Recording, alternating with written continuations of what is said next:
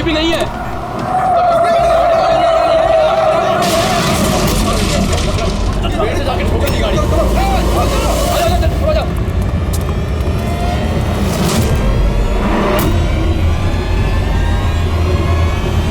अरे बबलू भाई, अंदर तो देखो, ड्राइवर नहीं है।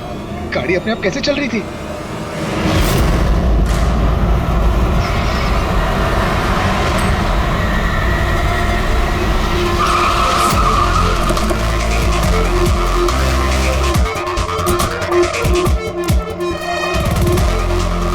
सलाम साहब। क्या बात है? एक्सीडेंट के केस में सीआईडी को बुलाया तुम लोगों ने? सर मुझे लगा है नॉर्मल एक्सीडेंट नहीं है, इसीलिए। क्यों? ऐसा क्यों लग रहा? सर आइए खुद ही देख लीजिए, आइए।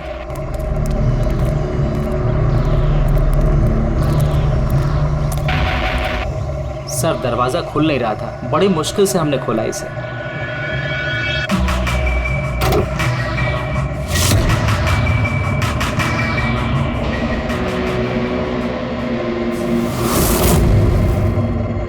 ये पहले किसने देखा?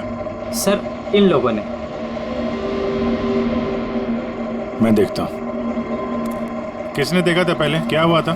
सर ऐसा पहले कभी देखा ही नहीं। गाड़ी में ड्राइवर नहीं था सर। गाड़ी में ड्राइवर नहीं था, गाड़ी अपने आप चल रही थी। अरे यार साफ साफ बताओ भाई। हाँ सर, गाड़ी में ड्राइवर नहीं दिखाई दिया और गाड़ी जाके सीधे पेड़ से टकरा गई। अरे क्या बात कर रहे हो? गाड़ी के अंदर ड्राइवर है, मना पड़ा है। नहीं सर, सच में गाड़ी में ड्राइवर नहीं था, नहीं तो ये गाड़ी मेरी भी गाड़ी को टकराते हुए बच गई। लाश की हालत से तो लगता है कि गाड़ी काफी स्पीड पे थी। सर गाड़ी बहुत स्लो थी, लेकिन इतनी स्लो में कोई मर कैसे सकता है? गाड़ी भी ऑटोमेटिक है, हर चीज ऑटोमेटिक है। सेफ्टी डिवाइस भी ठीक है।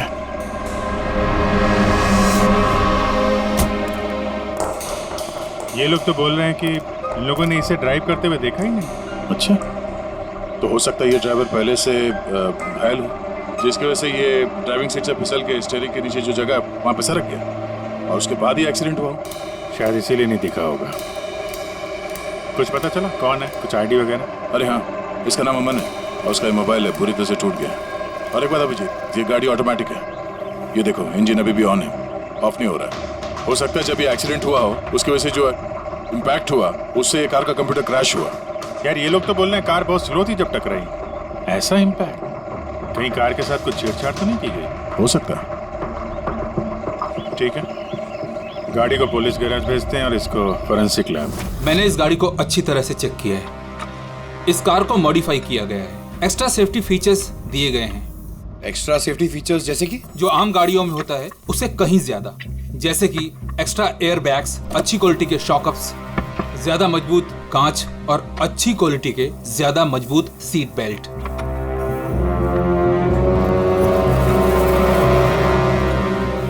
ये देखो, निकोटीन पैच। Nicotine patch? ये तो सिगरेट छोड़ने के काम में आता है ना? हम गाड़ी के सिस्टम को कंप्यूटर से लिंक कर सकते हैं? जी हाँ मैडम, एक मिनट।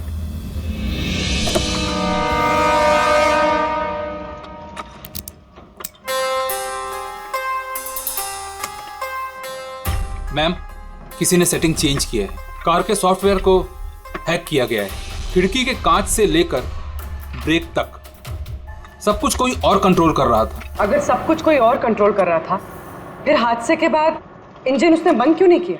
टक्कर की वजह से कार का वायरलेस सिस्टम डैमेज हो गया था, इसलिए कार बंद नहीं हुई। गाड़ी को हैक किया गया? मतलब ये एक्सीडेंट नहीं है, ये तो मर्डर है।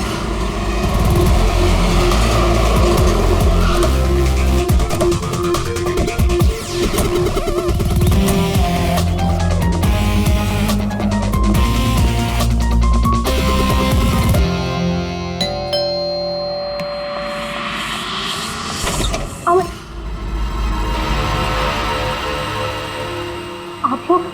सीआईडी।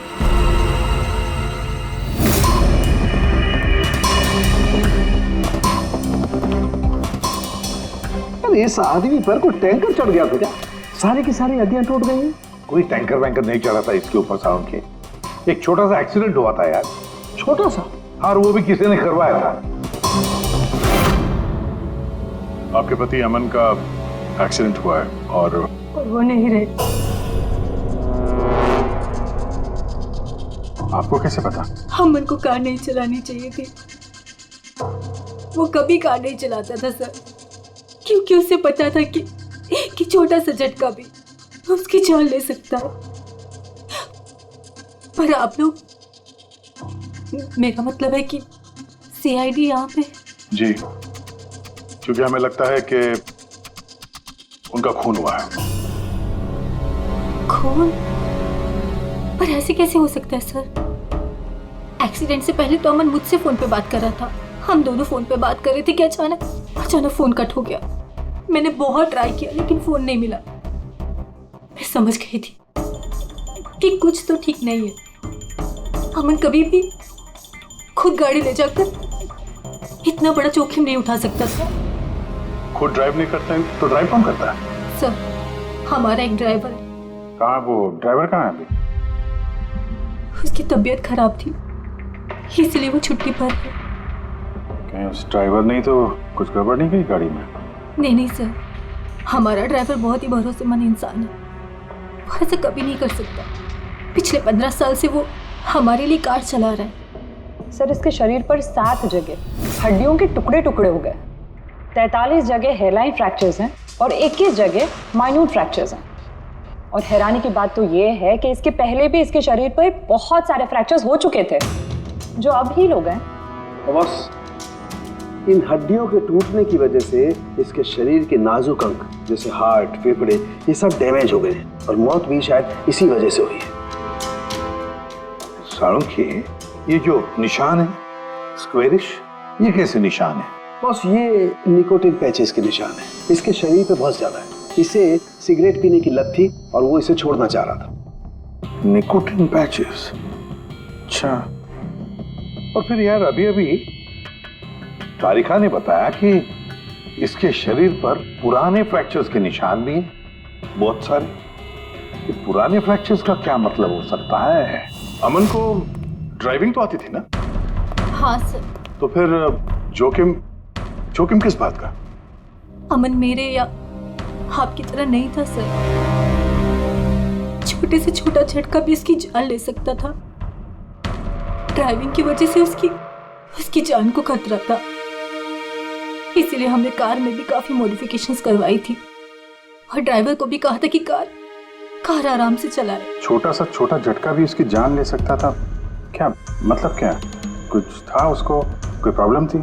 सर, अमन का शरीर कमजोर था, नाजुक था।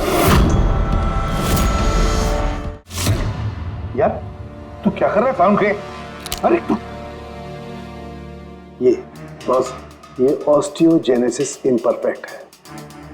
ऑस्टियोजेनेसिस इम्परफेक्ट मतलब ब्रिटल बोन डिजीज? एग्जैक्टली, भंगुर अस्थि रोग। मतलब इसकी हड्डियां भंगुर हैं। और इसीलिए बॉस, इसकी हड्डियों को अगर जरा सा भी झटका लगे तो चकनाचूर हो सकती है। 25 से ज्यादा बार उसके फ्रैक्चर्स हो चुके थे। हमेशा खतरा रहता था उस पे। मुझसे जितना हो सके मैं उसकी सुरक्षा का ख्याल रखती थी ताकि उसे कोई झटका न लगे। घर में, कार में हमेशा उसकी सुरक्षा का ध्यान रखती थी। यहाँ तक कि जब अमन को पता चला कि सिगरेट पीने से हड्डियाँ कमजोर होती है तो अमन ने पूरी कोशिश की सिगरेट छोड़ने की। तभी इतने मामूली एक्सीडेंट से भी ये हाल हो गया था शरीर का। लेकिन वो अचानक गाड़ी लेके कहाँ गया था? सर, मुझे नहीं पता, लेकिन जब वो अकेला गाड़ी लेकर चला गया तो मुझे उसकी बहुत चिंता हुई और मैंने अमन को फोन किया। हेलो अमन। या बेबी बोलो। अच्छा, तो तुम खुद ड्राइव कर रहे हो। तुम्हें पता है ना तुम्हारा ड्राइव करना कितना ज्यादा खतरनाक है, लेकिन तुम मेरी बात सुनते तक नहीं। वैसे ऐसा कौन सा जरूरी काम था जिसके लिए तुम खुद गाड़ी लेकर निकल गए? ड्राइवर तक का वेट नहीं किया गया तुमसे? जरूरी था स्वीटहार्ट, लेकिन तुम परेशान मत हो, मैं गाड़ी आराम से ही चला रहा हूँ। अमन, मुझे ऐसा क्यों लग रहा है कि तुम मुझसे कुछ छुपा रहे हो? देखो सुप्रीति, मैं मानता हूँ कि मैं सारी बातें तुमसे शेयर नहीं कर पा रहा, लेकिन इसका मतलब ये नहीं कि तुम उल-झुल बातें सोचने लग जाओ। है कुछ प्रॉब्लम्स, मैं उन्हें सॉल्व कर लूँ, फिर तुम्हें सब कुछ बता दूंगा। प्रॉब्लम्स? तुम अभी क्यों नहीं बता सकते मुझे? क्योंकि ये सब खतरनाक है, वो लोग बहुत खतरनाक हैं। मैं तुम्हें नहीं बता सकता। खतरनाक लोग। Oh no. Aman, Aman, hello. कौन सा प्रॉब्लम? और ये किन खतरनाक लोगों की बात कर रहे थे वो? कुछ पता है आपको? सर मैं कुछ नहीं जानती। अमन की किसी से कोई दुश्मनी, कोई बिजनेस राइवलरी वगैरह? इस बारे में मुझे कुछ भी पता नहीं, लेकिन हाँ, मयंक और नेहा आपकी शायद कुछ मदद कर सकते हैं। मयंक और नेहा? ये कौन है ये लोग? मयंक पेशे से एक वकील है और अमन का दोस्त भी, और नेहा अमन की सेक्रेटरी थी। अच्छा, ये मयंक का ऑफिस कहाँ है? अमन सर का खून? आप? मैं नेहा, अमन सर की सेक्रेटरी। लेकिन अमन की मौत तो एक्सीडेंट में हुई है ना? जी, मौत तो एक्सीडेंट में हुई है, लेकिन एक्सीडेंट अपने आप नहीं हुआ है। करिए बताइए कि आप दोनों मिस्टर अमन को कब से जानते हो? मतलब कब से काम कर रहे हो उनके साथ? सालों से। हम लोग साथ में काम ही नहीं करते थे, बल्कि बहुत अच्छे दोस्त भी थे। अमन की बीमारी की वजह से ज़्यादातर बिजनेस वगैरह मैं ही हैंडल करता था। और नेहा जी आप? सिर्फ मैं और मयंक सर ही तो थे, अमन सर का पूरा बिजनेस संभालते थे। वैसे बिजनेस क्या है उनका? इन्वेस्टमेंट का बिजनेस है। हम लोग अलग अलग कंपनीज में पैसे लगाते थे, और जब वो कंपनीज में मुनाफा होने लगे तो अपना परसेंटेज वापस ले लेते थे। ऐसी 50 कंपनीज है जहाँ पर पैसे लगाए थे अमन ने। किस तरह का कंपनीज में इन्वेस्ट करते थे ये? वैसे तो कई सारी कंपनीज में पैसे लगाए थे, लेकिन उनकी सबसे ज़्यादा दिलचस्पी 20-30 फार्मास्यूटिकल्स कंपनीज में थी।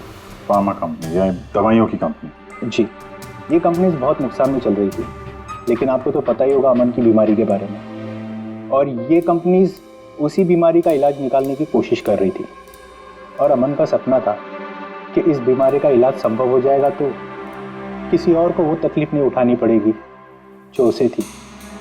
और सर, अभी तो उन कंपनीज में फ़ायदा भी होना शुरू हो गया था। कोई दुश्मनी, किसी से कोई लड़ाई झगड़ा? नहीं सर, ऐसा तो कुछ नहीं था। अगर कुछ होता तो वो मुझे ज़रूर बताते थे। अमन की वाइफ का कहना है कि पिछले कुछ दिनों में वो परेशान लग रहा था। आपको जानती? परेशान तो थे, मगर मुझे कुछ बताया नहीं। मुझे लगा काम का प्रेशर होगा बस। आपने बताया था कि दवाइयों की कंपनी जो नुकसान में चल रही थी, उनमें से कुछ को फायदा होने लगा था। सबको नहीं सर, शायद एक को। मुझे उसकी डिटेल चाहिए। जी, मुझे अकाउंट चेक करना होगा। ठीक है।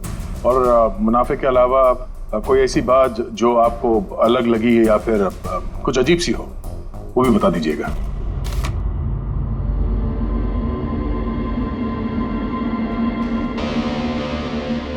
ये जादव है सर, अमन का ड्राइवर।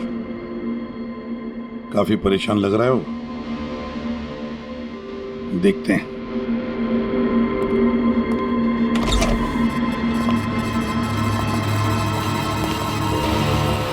जादव? जी सर। अमन के ड्राइवर है ना? जी सर। क्यों छुट्टी पर क्यों गए थे तुम? साहब, बीमार हूँ और अमन सर ने मुझे खुद छुट्टी दिया था। मिस्टर अमन को तुम ही लेके जाते थे ना? जी मैडम, अमन सर मेरे साथ ही जाते थे। कभी वो कोई टैक्सी वगैरह नहीं लेते थे। तो फिर तुम तो हमें बता सकते हो कि अमन साहब कहाँ कहाँ जाते थे, है ना? जी जी। ये देखो जादव, ये जगह पर उनकी मौत हुई थी। अब ये जो रास्ता है, ये कहाँ पर जाता है या फिर वो इस रास्ते पर कहाँ जा रहे थे, ये तुम्हें पता है? मुझे नहीं पता है। देखो, हमें पता है कि तुम इसके बारे में जानते हो। तुम्हारी भलाई इसी में है कि सीधे सीधे बता दो। जी मैडम। सुप्रीति मैडम से कुछ कहिएगा मत। वो सड़क के कुछ दूर पे एक मोटेल है, वहाँ हमेशा वो बार बार जाते थे। मोटेल में बार बार जाते थे? क्यों, उससे मिलने जाते थे? जी साहब, एक मैडम थी।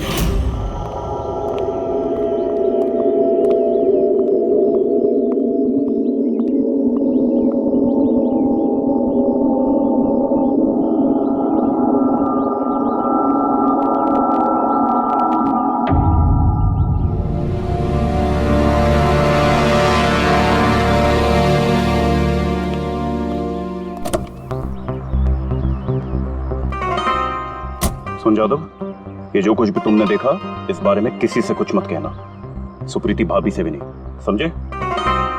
ओके? जी सर। मैडम थी, मतलब अमन का उस औरत के साथ चक्कर चल रहा था। जी छोटी मुंह बड़ी बात, साहब छुप छुप के उस मैडम से अगर मिलते थे तो इसका मतलब तो यही निकलता है। अमन उस औरत से मिलने जा रहा था जब ये हादसा हुआ। हो सकता है वो औरत अब भी वहीं पर हो, उसी मोटल में। चलकर मिलना पड़ेगा इस औरत से।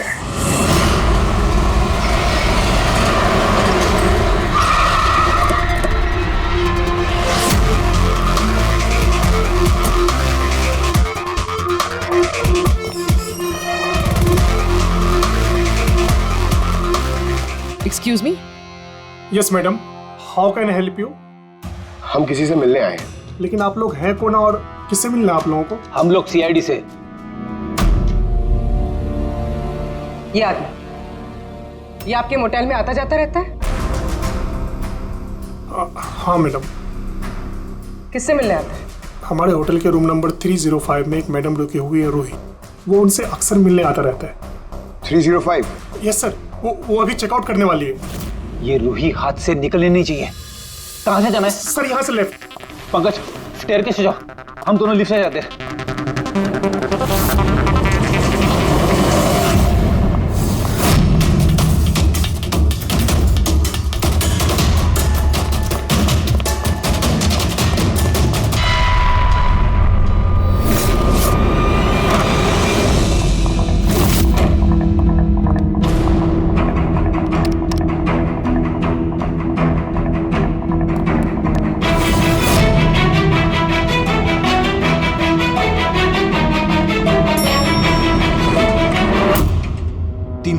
सर उतर।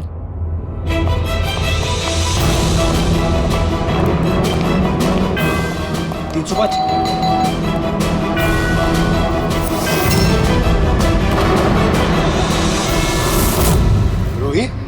नो। ए, रुको! पूर्वी! रूही, मुझे मत मारो, मुझे मत मारो प्लीज। रुको। रूही, रूही। ए रूही, रूही। रूही, रुको, रूही।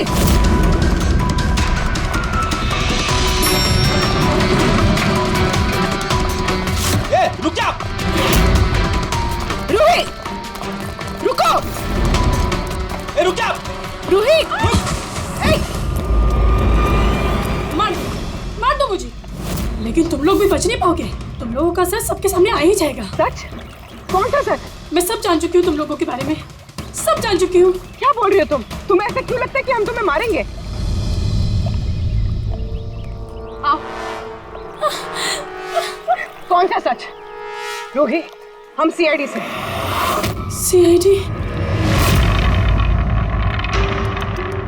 चलो मान लिया रूही कि तुमने कुछ नहीं किया, लेकिन अगर तुमने कुछ नहीं किया तो वहां से भागी क्यों?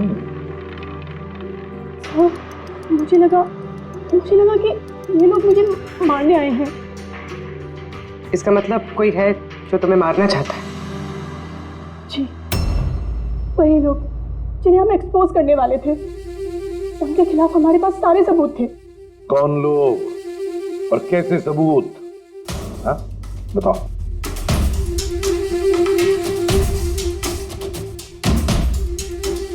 इसे तुम जानती हो ना, यमन है ना, इसी के साथ तुम मिलकर काम करती थी, इसी के साथ मिलकर तुम उन लोगों को एक्सपोज करने वाली थी जिसकी वजह से अमन की जान चली गई। देखो रूही, अब शायद तुम्हारा नंबर है, वो लोग तुम्हें मारेंगे। सर मैं मरना नहीं चाहती, मैं मरना नहीं चाहती सर। तो फिर बताओ जल्दी, कौन लोग हैं वो? उनका राज छुपाने से वो तुम्हें छोड़ेंगे नहीं। सर,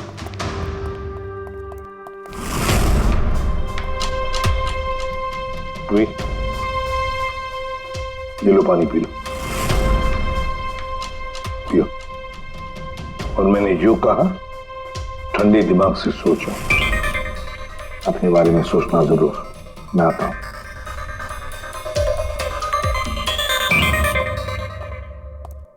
घबराई हुई है, डरी हुई है। लेकिन अब डरने की क्या जरूरत है सर? अब तो सीआईडी के पास है वो। लेकिन सर वो हम पे भरोसा नहीं कर पा रही, थोड़ा वक्त लगेगा। से जो अमन का वकील है मयांक, उससे क्या पता चला? सर अमन ने बहुत सारी दवाई की कंपनियों में पैसा लगाया था, लेकिन वो सब की सब घाटे में चल रही थी। एक कंपनी है जिसने अभी अभी फाइनली फायदा करना शुरू किया था, CRM फार्मास्यूटिकल। और सर ताजुब की बात यह है कि अमन ने पिछले हफ्ते ही इस कंपनी के साथ जितने भी डीलिंग्स है वो सब तोड़ दिए, और मयंक भी इस बात से काफी हैरान था। वही तो समझ में नहीं आ रहा है कि इस अमन ने जब ये कंपनी लॉस में जा रही थी तब उसके साथ तो डील नहीं तोड़ा, और जब ये कंपनी प्रॉफिट कर रही है तब डील तोड़ने जा रहा है। और सर वो मयंक से कभी कोई बात छुपाता नहीं था, उसने ये बात मयंक को बताई भी नहीं। हाँ सर, मयंक ने उसका भरोसा तोड़ दिया होगा सर। आओ जरा रोही, CRM फार्मास्यूटिकल्स के साथ जो अमन की डील थी वो तुम्हारी वजह से कैंसिल हो गई है ना? वरना उसके पास ऐसी कोई वजह तो थी नहीं। अब सच सच बता दो कि डील तुमने क्यों तोड़वाई? क्योंकि उसने मेरे भाई का खून किया। भाई का खून? सर मैं जिस शहर से आई हूँ उस शहर में बहुत पोल्यूशन है। मेरे भाई को पोल्यूशन से बहुत एलर्जी थी, उसे सांस लेने में बहुत तकलीफ होती थी। वो तो सिर्फ दवाइयों पर ही जिंदा था। एक मिनट, और वो दवाइयाँ थी CRM फार्मास्यूटिकल कंपनी की है? जी सर, और सबकी सब नकली थी।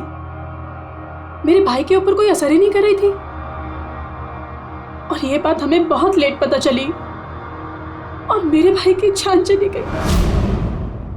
तुम्हें कैसे पता चला कि वो दवाई नकली थी? सर मैं खुद एक प्राइवेट कंपनी में केमिस्ट हूँ। जब ये दवाइयाँ मेरे भाई पर असर ही नहीं कर रही थी तो मुझे शक हुआ कि क्या बात हो सकती है। तो मैंने इन दवाइयों को खुद से टेस्ट किया और मेरा शक बिल्कुल सही निकला। सारी दवाइयाँ नकली थी। नकली थी मतलब? सर हर एक दवाई एक खास केमिकल से बनती है, और जिस दवाई की मेरे भाई को जरूरत थी वो केमिकल तो उस दवाई में था ही नहीं, जिसकी वजह से वो दवा उस पर असर भी नहीं कर रही थी। और अमन इस कंपनी में एक इन्वेस्टर था। जी सर, इसलिए मैं उससे मिलने भी गई थी, लेकिन वहां जाके पता चला कि इसमें तो उसका हाथ है ही नहीं, और उसने मुझसे प्रॉमिस किया कि वो मेरी इसमें मदद करेगा। अरे सर, आप यहाँ कैसे? कोई काम था क्या? हाँ, ये मेरी असिस्टेंट रूही है। हेलो। इसे देखना था कि दवाइयाँ कैसे बनती हैं। देख सकते हैं? कैसी बात कर रहे हैं सर? आपको कैसे मना कर सकते हैं? आइए मैं दिखा देता हूँ आपको। एक काम कीजिए, आप मेरे साथ बॉस के यहाँ चलिए, रूही अपने आप देख लेगी। रूही तुम जाओ। मैं आप आइए। एक मिनट सर, ज्यादा आगे मत जाना, आप यहीं तक देखना। आइए सर, मैं लेकर चलता हूँ। आप आइए। आइए सर।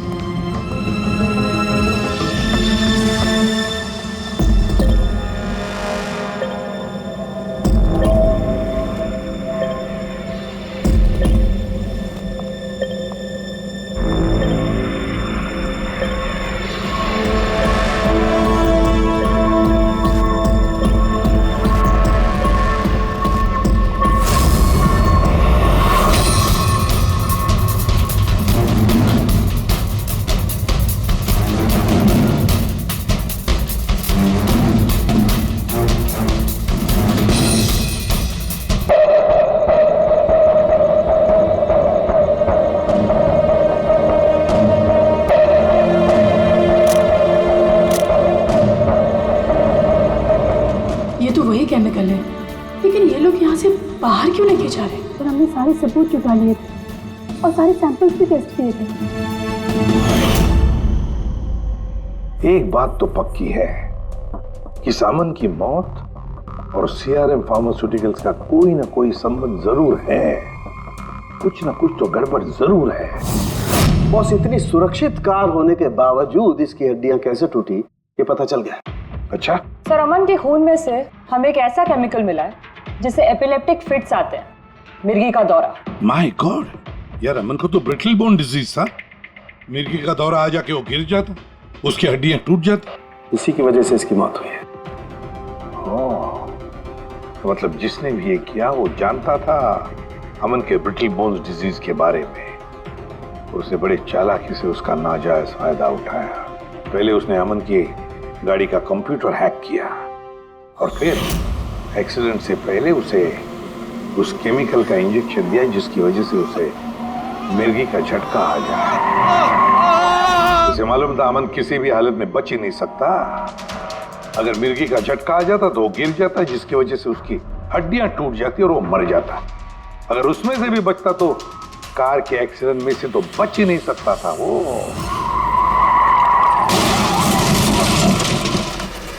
समझ कि मिर्गी का दौरा पड़ने वाला जो ड्रग है कितनी देर बाद असर करता है? बस कुछ घंटे तो लगते हैं। मतलब ये ड्रग अमन को एक्सीडेंट से कुछ घंटे पहले ही दिया गया था। सर कहीं ऐसा तो नहीं कि किसी ने इसे नींद में इंजेक्शन दे दिया हो सकता है। बस एक काम करते हैं, इस अमन की बॉडी को फिर से एक बार अच्छी तरह से चेक करते हैं, देखते हैं कहीं कोई इंजेक्शन का निशान तो नहीं है। तारिका? Yes sir. अच्छा साहब की सीआरएम कंपनी की नकली दवा के बारे में क्या पता चला? बॉस उन नकली दवाइयों में एम्फेड्रिन नहीं है। ओह, मतलब रूही सही कह रही थी। सर ये कुछ केमिकल्स की लिस्ट है जो सीआरएम कंपनी ने पिछले महीने मंगाई थी। माय गॉड बॉस, इसमें तो वो केमिकल सबसे ज्यादा मात्रा में जो सीआरएम की दवाई में होना चाहिए था, 500 गैलन। 500 गैलन तो बहुत बड़ी गड़बड़ है, बहुत ही बड़ी गड़बड़ है। पंकज, अभिजीत और दया से कहो कि वो सीआरएम कंपनी में जाए और वहां से मुझे फोन करें। और फ्रेडी, तुम और पूर्वी अमन के घर जाओ और पता लगाओ एक्सीडेंट के दिन अमन से कौन कौन मिलने आया था। इंजेक्शन? सर, अमन तो इंजेक्शन से बहुत डरता था। ऐसा हो ही नहीं सकता कि वो खुद को इंजेक्शन लगा ले। अपने आप नहीं लगवाया होगा तो किसी डॉक्टर से लगवाया होगा। नहीं सर, अमन तो इंजेक्शन के नाम से कोसों दूर भागता था और उसकी हेल्थ बिल्कुल ठीक थी। अगर कोई भी प्रॉब्लम होती तो वो कम से कम मुझे बताता। किसी और से नहीं लगवाया, खुद नहीं लगाया, तो फिर वो केमिकल उसके खून में पहुंचा कैसे? अच्छा बता सकती है, घर से निकलने से पहले अमन किस किस से मिला? मयंक और नेहा आई थी उससे मिलने। और हाँ मैम, एक आदमी आया था अचानक से, जसवंत।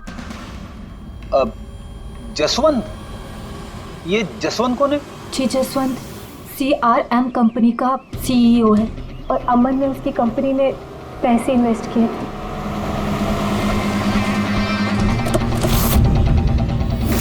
मिस्टर जसवंत, आप अमन के घर गए थे उससे मिलने के लिए उसके एक्सीडेंट के कुछ घंटे पहले? जी सर, मैं गया था लेकिन मिल नहीं पाया था। तो दरअसल उनकी वाइफ ने मुझे बताया कि वो सो रहे, तो मैंने सोचा वो शायद मुझे अवॉइड करना चाहते होंगे, तो मैं वापस चला आया। पापा, अमन ने हमारे साथ बिजनेस डील कैंसिल की, फिर भी आप उससे मिलने गए थे? जी बेटा, क्योंकि मैं उनको वापस लाना चाहता था सर। वो हमारी नई यूनिट के लिए बहुत जरूरी था। तो जसवंत जी, जब आप अमन से मिलने उसके घर गए तो वाइफ सुप्रीति के अलावा वहां कोई और भी था?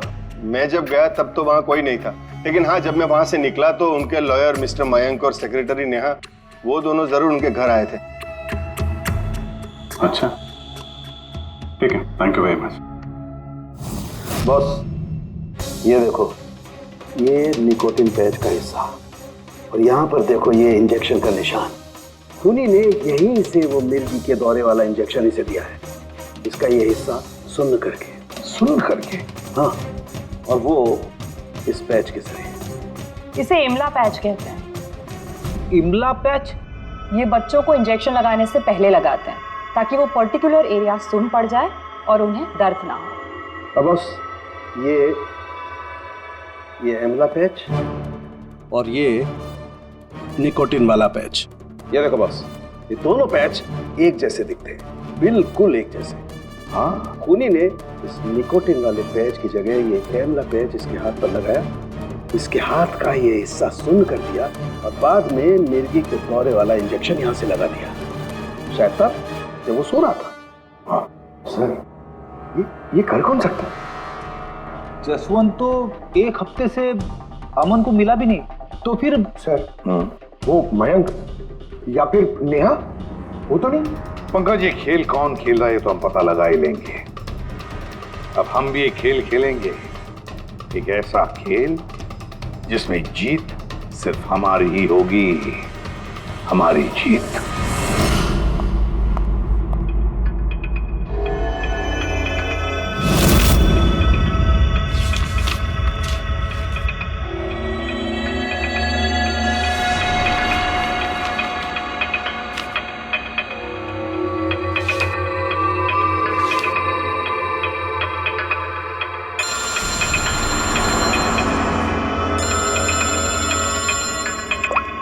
हेलो, मेरा कुरियर तो तुम तक पहुंच गया होगा।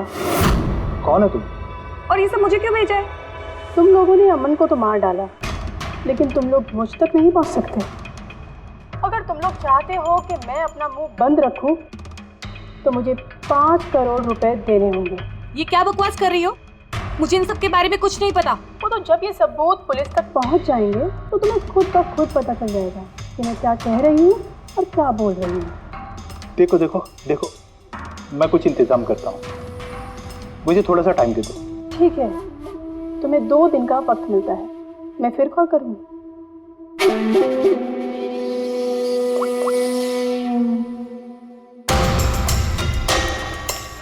तो मास्टरमाइंड ये मयंक है।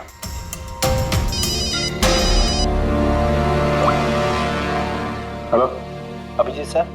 सर मैं मयंक बोल रहा हूँ। सर मुझे एक कोरियर आया और एक लड़की का फ़ोन भी आया और उसने मुझसे 5 करोड़ रुपए मांगे हैं, तो मैंने सोचा ये बात आपको बता दूँ। नहीं नहीं, बहुत अच्छा किया तुमने, मैं देखता हूँ। Thanks. Thank you so much. Mayank का फ़ोन था। उसने उस कुरियर रूही के बारे में बताया सर। और उसने ये भी कहा कि उसने जानबूझ के समय मांगा ताकि हम इस तक पहुँच सके। तो ये मयंक नहीं बल्कि कोई और ही है।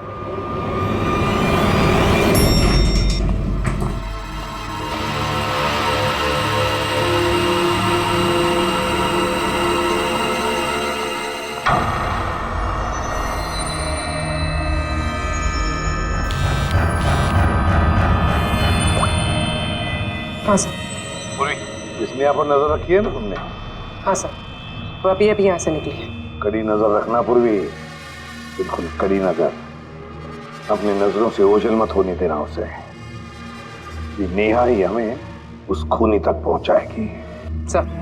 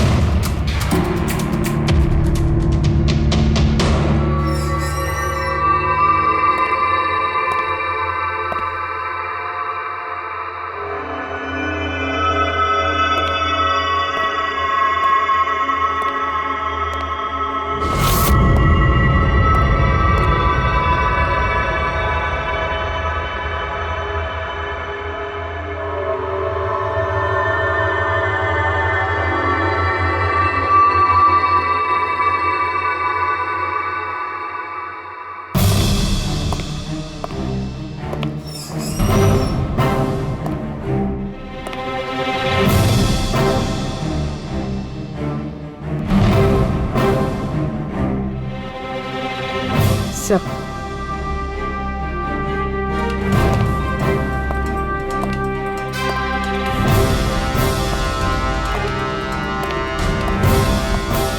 क्या हुआ? इतनी जल्दी में क्यों बुलाया? क्या है ये सब? ये सब क्या है? तुमने तो कहा था कि किसी को कुछ पता नहीं चलेगा। फिर हमारे बारे में ये लड़की सब कुछ कैसे जानती है? डोंट वरी बेबी, मैं सब संभाल लूंगा। मैं हूं ना, जैसे उस अमन को ठिकाना लगाया वैसे इस लड़की को भी ठिकाना लगा दूंगा। तुम टेंशन मत लो, ओके?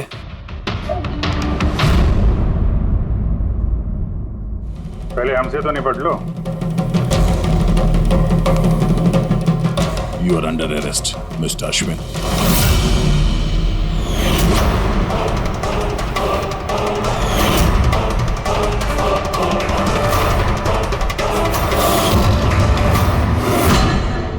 अश्विन के पास तो वजह थी, तुमने अपने बॉस का खून क्यों किया?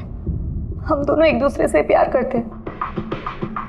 जब मुझे पता चला कि अमन सर सीआरएम फार्मास्यूटिकल की जांच कर रहे हैं तो ये बात मैंने अश्विन को बता दी ताकि वो लोग अपनी गलतफहमियां दूर कर सके। लेकिन इसने तो अमन को ही दूर कर दिया। क्यों अश्विन? मैं जानता था कि अमन को कुछ समझाने का कोई फायदा नहीं होगा। वो तो हमें जेल भिजवा के ही रहता। तुमने मेरे भाई को मारा, अमन का खून किया और ना जाने कितने मासूमों की जान ली होगी तुमने अपनी इन नकली दवाइयों से। बिजनेस में बहुत घाटा हो रहा था, नुकसान पे नुकसान हो रहा था। डैड नहीं मानते, इसलिए उनको बिना बताए मैंने केमिकल्स को नॉर्थ इंडिया के प्लांट में बेचना शुरू कर दिया। उससे हम नशा बनाते थे, थोड़ा प्रॉफिट हो ही रहा था कि अमन ने सारा खेल बिगाड़ दिया। सिर्फ फायदे के लिए दवाइयों की जगह पे तुम ये जहर बनाने लगे थे, हाँ?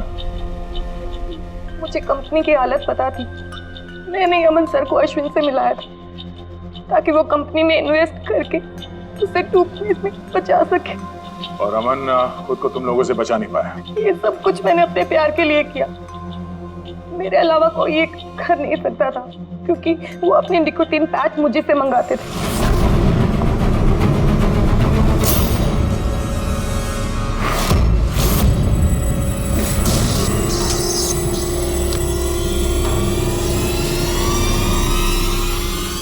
उसके अगले दिन जब हम अमन के घर पर गए।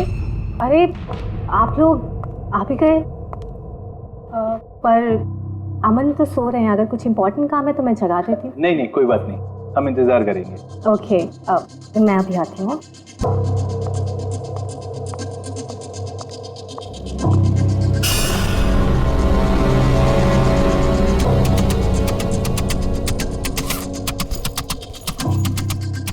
मैम, मैं जरा वॉशरूम होकर आऊँ?